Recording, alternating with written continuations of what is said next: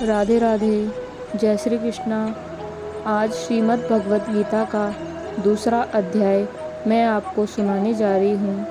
संजय बोले, उस प्रकार करुणा से व्याप्त और आंसुओं से पूर्ण तथा व्याकुल नेत्रों वाले शोक युक्त उस अर्जुन के प्रति भगवान मधुसूदन ने यह वचन कहा।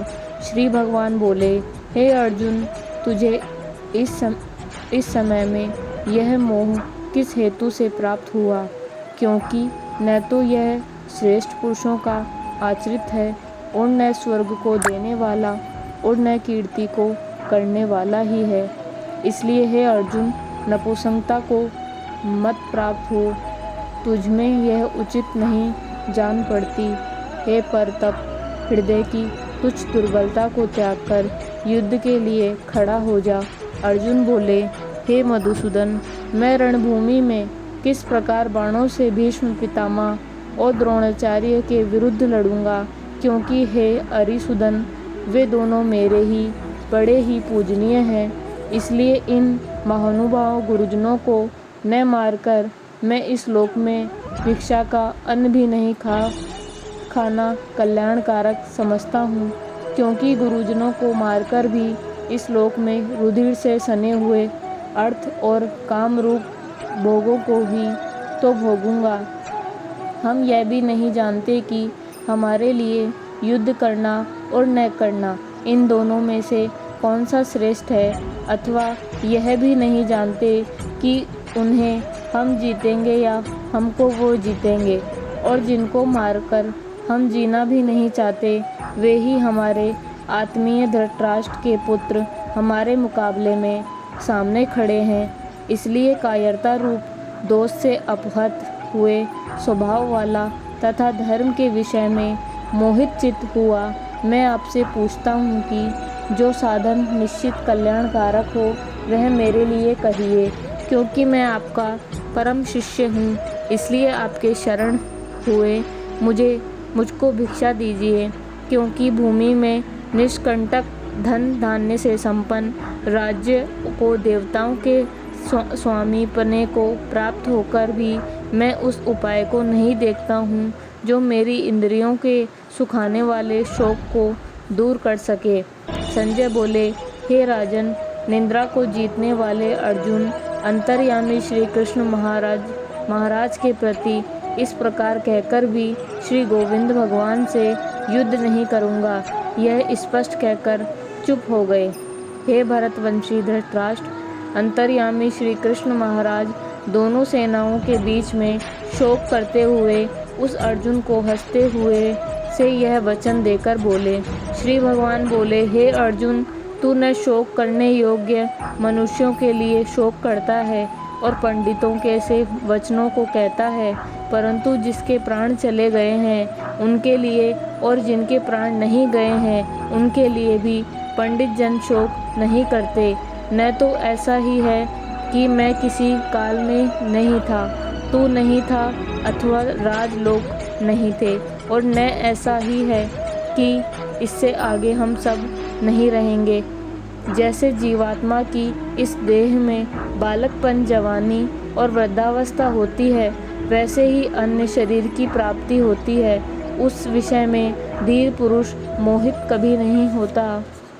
हे कुंती पुत्र, सर्दी गर्मी और सुख और दुख को देने वाले इंद्रिय और विषयों के संयोग तो उत्पत्ति विनाशशील और अत्यंत है। इसलिए हे भारत, उनको तू सहन कर, क्योंकि हे पुरुष श्रेष्ठ, दुख और सुख को समान समझने वाले जिस धीर पुरुष को ये इंद्रिय और विषयों के संयोग व्याकुल नहीं करते, वह मोक्ष के योग्य होता है। असत वस्तु की सत्ता नहीं है और सत्ता का अभाव नहीं है। इस प्रकार इन दोनों का ही तत्वज्ञानी पुरुषों द्वारा देखा गया है। नाश रहित तो तू उसको जान जिससे यह संपूर्ण जगत दृश्यवग व्याप्त है। उस अविनाशी का विनाश करने में कोई भी समर्थ नहीं है। इस नाश रहित अप्रेम नित्य स्वरूप जीवात्मा के यह शरीर नाशवान कहे गए हैं। इसलिए हे भारतवंशी अर्जुन, तू युद्ध कर तू युद्ध कर। जो इस आत्मा को मारने वाला समझता है तथा जो इसको मरा मानता है, वे दोनों ही नहीं जानते, क्योंकि आत्मा वास्तव में न तो किसी को मारता है और न किसी के द्वारा मारा जाता है। यह आत्मा किसी काल में न तो जन्मता है और न ही मरता है, न यह उत्पन्न होकर फिर होने वाली है, क्योंकि आत्मा नित्य अमर है, सनातन और पुरातन है। शरीर के मारे जाने पर भी यह मरा नहीं जाता। हे प्रथापुत्र अर्जुन, जो पुरुष इस आत्मा को नाश रहित, नित्य, अजन्मा और अव्यय जानता है, वह पुरुष कैसे किसको मरवाता है और कैसे किसको मारता है। जैसे मनुष्य पुराने वस्त्रों को त्याग कर दूसरे नए वस्त्रों का ग्रहण करता है, वैसे ही जीवात्मा पुराने शरीर को त्याग कर दूसरे नए शरीरों को प्राप्त होता है। इस आत्मा को शस्त्र नहीं काट सकते, इसको आग नहीं जला सकती, इसको जल नहीं गला सकता और वायु भी इसे नहीं सुखा सकती, क्योंकि यह आत्मा अशेष है। यह आत्मा आधार, अभेद और निसंदेह अशोक्य है तथा आत्मा नित्य, सर्वव्यापी, अचल, स्थिर रहने वाला सनातन है। यह आत्मा अव्यक्त है, यह आत्मा अचिंतन है और यह आत्मा विकार रहित कहा जाता है। इससे हे अर्जुन, इस आत्मा को उपयुक्त प्रकार से जानकर तू शोक करने योग्य नहीं है। किंतु यदि तू इस आत्मा को सदा जन्मने वाला तथा सदा मरने वाला मानता हो, तो हे महानुभाव, तू इस प्रकार शोक करने योग्य बिल्कुल भी नहीं है, क्योंकि इस मान्यता के अनुसार जन्मे हुए की मृत्यु निश्चित है और मरे हुए का जन्म निश्चित है। इससे भी इस बिना उपाय वाले विषय में तू शोक करने योग्य नहीं है। हे अर्जुन, संपूर्ण प्राणी जन्म से पहले अप्रकट थे और मरने के बाद भी अप्रकट हो जाने वाले हैं, केवल बीच में ही प्रकट है। फिर ऐसी स्थिति में क्या शोक करना उचित है?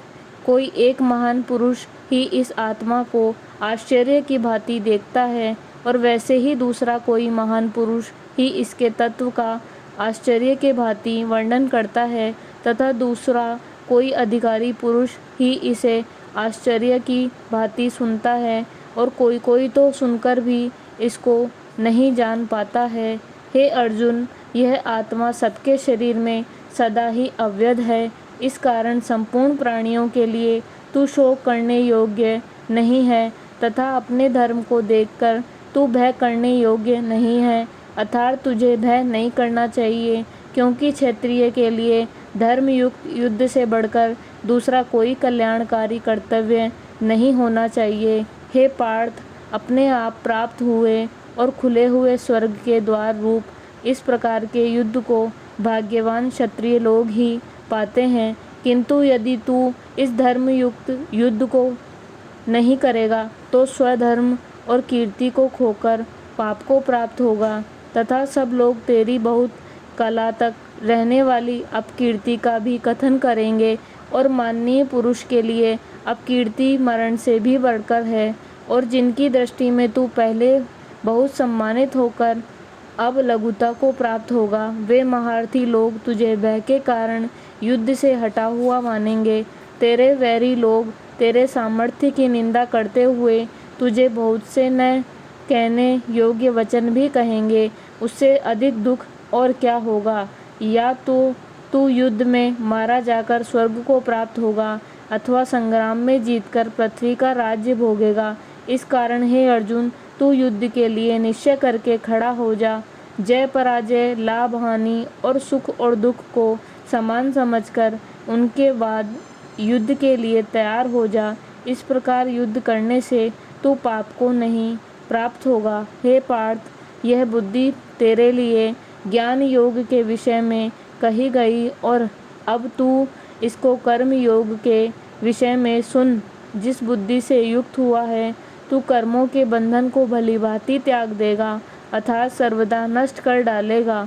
इस कर्म योग में आरंभ का अर्थात बीज का नाश नहीं है और उल्टा फल रूप दोष भी नहीं है, बल्कि इस कर्म योग रूप धर्म का थोड़ा सा भी साधन जन्म के मृत्यु रूप महान से भय से रक्षा कर लेता है। हे अर्जुन, इस कर्म योग में निश्चयात्मिका बुद्धि एक ही होती है, किंतु अस्थिर विचार वाले विवेकहीन सकाम मनुष्यों की बुद्धियाँ निश्चय ही बहुत भेदों वाली और अनंत होती है। हे अर्जुन, जो भोगों में तन्मय हो रहे हैं, जो कर्म फल के प्रशंसक वेद वाक्यों में प्रीति रखते हैं, जिनकी बुद्धि में स्वर्ग ही परम वाय वस्तु और जो स्वर्ग से बढ़कर दूसरी कोई वस्तु नहीं है, ऐसा करने वाले वे अविवेकी जन इस प्रकार की इस पुष्पित अर्थात दिखाऊ शोभ युक्त वाणी को कहा करते हैं, जो कि जन्म रूप कर्म फल देने वाली एवं भोग तथा ऐश्वर्य की प्राप्ति के लिए नाना प्रकार की बहुत सी क्रियाओं का वर्णन करने वाली है। उस वाणी द्वारा जिनका चित्त हर लिया गया, जो भोग और ऐश्वर्य अत्यंत आसक्त है, उन पुरुषों की परमात्मा में निश्चयात्मिका बुद्धि नहीं होती। हे अर्जुन, वेद उपयुक्त प्रकार से तीनों गुणों के कार्य रूप समस्त भोगों एवं उनके साधनों का प्रतिपादन करने वाले हैं, इसलिए तू उन भोगों एवं उनके साधनों में आसक्तिहीन, हर्ष शोकादि द्वंद्वों से रहित नित्य वस्तु परमात्मा में स्थित योग क्षेम को न चाहने वाला और स्वाधीन अंत कारण हो सकता है। सब ओर से परिपूर्ण जलाशय को प्राप्त हो जाने पर छोटे जलाशय में मनुष्य का जितना प्रयोजन रहता है, ब्रह्म को तत्व से जानने वाले ब्राह्मण का समस्त वेदों में उतना ही प्रयोजन रह जाता है। तेरा कर्म करने में ही अधिकार है, उनके फलों में कभी नहीं, इसलिए तू कर्मों के फल हेतु मत हो।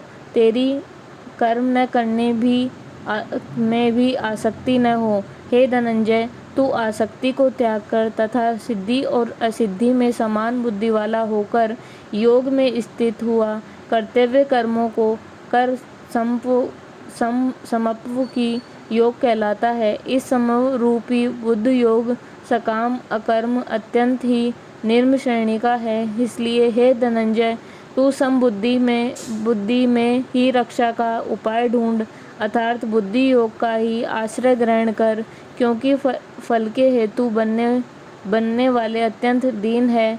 समबुद्धि युक्त पुरुष पुण्य और पाप दोनों को इसी लोक में त्याग देता है, अर्थात उनसे मुक्त हो जाता है। इससे तू समरूप योग में लग जा। यह समरूप योग ही कर्मों में कुशलता है, अर्थात कर्म बंधन से छूटने का उपाय है, क्योंकि समबुद्धि से युक्त ज्ञानीजन कर्मों से उत्पन्न होने वाले फल को त्याग कर जन्म रूपी बंधन से मुक्त हो कर निर्विकार परम पद को प्राप्त हो जाते हैं। जिस काल में तेरी बुद्धि मोह रूपी दलदल को भली भांति पार कर जाएगी, उस समय तू सुने हुए और सुनने में आने वाले इस लोक और परलोक संबंधी सभी भोगों से वैराग्य को प्राप्त हो जाएगा। भांति भांति के वचनों को सुनने से विचलित हुई तेरी बुद्धि जब परमात्मा में अचल और अस्थिर ठहर जाएगी, तब तू योग को प्राप्त हो जाएगा, अर्थात तेरा परमात्मा से नित्य संयोग हो जाएगा। अर्जुन बोले, हे केशव, समाधि में स्थित परमात्मा को प्राप्त हुए स्थिर बुद्धि पुरुष का क्या लक्षण है? यह स्थिर बुद्धि पुरुष कैसे बोलता है, कैसे बैठता है, कैसे चलता है? श्री भगवान बोले, हे अर्जुन, जिस काल में यह पुरुष मन में स्थित संपूर्ण कामनाओं को भलीभांति त्याग देता है और आत्मा से आत्मा में ही संतुष्ट रहता है, उस काल में स्थित प्रज्ञ कहलाता है। दुखों की प्राप्ति होने पर जिसमें मन में उद्वेग नहीं होता, सुखों की प्राप्ति में सर्वथा निष्पक्ष तथा उसके राग भय क्रोध नष्ट हो गए हैं, ऐसा मुनि स्थिर बुद्धि कहा जाता है। जो पुरुष सर्वत्र स्नेह रहित हुआ, उस पर शुभ या अशुभ वस्तुओं को प्राप्त न होता है और न द्वेष करता है, उसकी बुद्धि हमेशा ही स्थिर रहती है। और कछुआ सब ओर से अपने अंगों को जैसे समेट लेता है, वैसे ही जब यह पुरुष इंद्रियों के विषयों में इंद्रियों को इस सब प्रकार से हटा लेता है, तब इसकी बुद्धि स्थिर हो जाती है। इंद्रियों के द्वारा विषयों को ग्रहण न करने वाले पुरुष के भी केवल विषय तो निवृत्त हो जाते हैं, परंतु उनमें रहने वाली आसक्ति निवृत्त नहीं होती। इस स्थित प्रज्ञ पुरुष की आसक्ति परमात्मा का साक्षात्कार करने निवृत्त हो जाती है। हे अर्जुन, आसक्ति का नाश न होने के कारण ये प्रथम स्वभावशाली इंद्रियां यत्न करने हुए बुद्धिमान पुरुष के मन को भी बलात् हर लेती है। इसलिए साधक को चाहिए कि वह उन संपूर्ण इंद्रियों को वश में करके समाहित चित्त हुआ मेरे परायण होकर ध्यान में बैठे, क्योंकि जिस पुरुष की इंद्रियां वश में होती है उसी की बुद्धि स्थिर हो जाती है। विषयों का चिंतन करने वाले पुरुष की उन विषयों में आसक्ति हो जाती है। आसक्ति से उन विषयों की कामना उत्पन्न होती है और कामनाएं विघ्न पड़ने से क्रोध उत्पन्न होता है। क्रोध से अत्यंत मूढ़ भाव उत्पन्न हो जाता है। मूढ़ भाव से स्मृति में भ्रम हो जाता है। स्मृति में भ्रम हो जाने से बुद्धि अर्थात ज्ञान शक्ति का नाश हो जाता है और बुद्धि का नाश होने से यह पुरुष अपनी स्थिति से गिर जाता है। परंतु अपने अधीन किए हुए अंतःकरण वाले साधक अपने वश में की हुई राग द्वेष रहित इंद्रियों द्वारा विषयों में विषय विचरण करता हुआ अंतःकरण की प्रसन्नता को प्राप्त होता हुआ, अंतःकरण की प्रसन्नता प्राप्त होने पर इसके संपूर्ण दुखों का अभाव हो जाता है। इस प्रसन्नचित वाले कर्मयोगी बुद्धि शीघ्र ही अपनी ओर से हटकर एक परमात्माओं के भलीभांति स्थिर ही हो जाएगी। न जीते हुए मन और इंद्रियों पुरुषों में नित्य निश्चयतात्मिका बुद्धि नहीं होती। उस अयुक्त भावहीन मनुष्य को शांति की भावना मिलती है, और शांति रहित मनुष्य को सुख कैसे मिल सकता है? क्योंकि जैसे जल में चलने वाली नाव को वायु हर लेती है, वैसे ही मनुष्य में विचरती हुई इंद्रियों में मन में किस इंद्रिय के साथ रहता है, वह इंद्रिय अयुक्त पुरुष की बुद्धि को हर लेती है। इसलिए हे महानुभाव, जिस पुरुष की इंद्रियों के विषयों में सब प्रकार निग्रह की हुई है, उनकी बुद्धि एकदम स्थिर है। संपूर्ण प्राणियों के लिए जो रात्रि के समान नित्य स्वरूप ज्ञान स्वरूप परमानंद की प्राप्ति में स्थित प्रज्ञ योगी जानता है, जिस नाशवान सांसारिक सुख की प्राप्ति में सब प्राणी जागते हैं, परमात्मा के तत्व को जानने वाला मुनि के लिए यह रात्रि के समान है। जैसे नाना नदियों के जल सब ओर से परिपूर्ण अचल प्रतिष्ठा वाले समुद्र में सबको विचलित न करते हुए भी समा जाता है, वैसे ही सब लोग जिस स्थिति प्रज्ञ मनुष्य में किसी प्रकार का विकार उत्पन्न किए बिना ही समा जाते हैं, वही पुरुष परम शक्ति को प्राप्त होता है, भोगों को चाहने वाला नहीं। जो पुरुष संपूर्ण कामनाओं को त्याग कर ममता रहित, अहंकार रहित और स्पृहा रहित हुआ विचरता है, वही शांति को प्राप्त होता है, अर्थात वह शांति को ही प्राप्त है। हे अर्जुन, यह ब्रह्म को प्राप्त हुए पुरुष की स्थिति है। इसको प्राप्त होकर योगी कभी मोहित नहीं होता और अंतकाल में भी इस ब्राह्मी स्थिति में स्थित होकर ब्रह्मानंद को प्राप्त करता है। राधे राधे, जय श्री कृष्णा। कल अध्याय हमारा 3 नंबर का अध्याय रहेगा, तो प्लीज़ मेरे चैनल को सब्सक्राइब करें।